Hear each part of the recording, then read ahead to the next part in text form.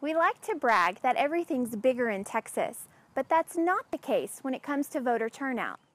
For the 2016 presidential election, one of the most controversial and heated elections in recent history, Texas had an all-time state high of over 15 million voters registered, which amounts to about 75% of the population of voting age.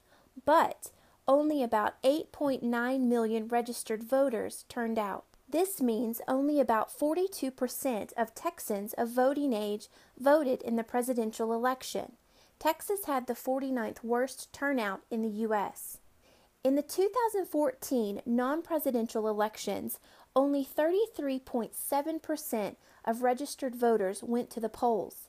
That's only 24.99% of Texans of voting age.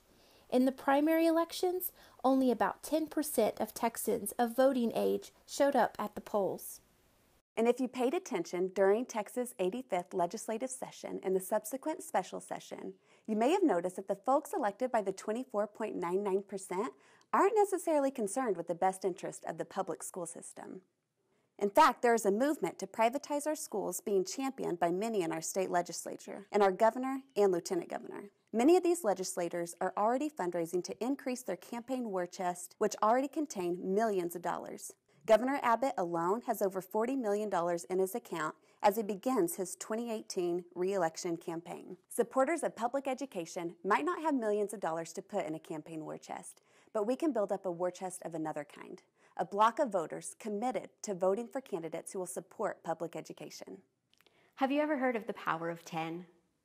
If I speak to 10 people about committing to vote for public education-friendly candidates, and just 5 of those people commit and speak to 10 more people, of which half commit and speak to 10 more people, and so on and so forth, before you know it, we have a block of millions of voters ready to vote to support public education. That's the power of 10. And that is how we will use our voices and our votes to put legislators in office who will support public education and do what is best for the over 5 million Texas school children instead of what is best for the bank accounts of their donors. So you may be thinking, once we have used the power of 10 and recruited voters, how will we know for whom to vote? That's where Texans for Public Education comes into the picture. Texans for Public Education is a group of educators, parents, and citizens who have already committed to voting for public education-friendly candidates, regardless of party. Out of this group of volunteers, committees have emerged who research each candidate's voting record, statements, and behaviors relating to public education and have rated them as friendly, neutral, or unfriendly. All of this information is available to anyone at the website www.texansforpubliceducation.com. Texans for Public Education also has a Facebook group for those who are ready to make the commitment to block vote for friendly candidates. The group currently has over 17,000 members and is growing daily, and legislators are taking notice. I hope you will seriously consider the idea of voting for public education-friendly candidates regardless of party.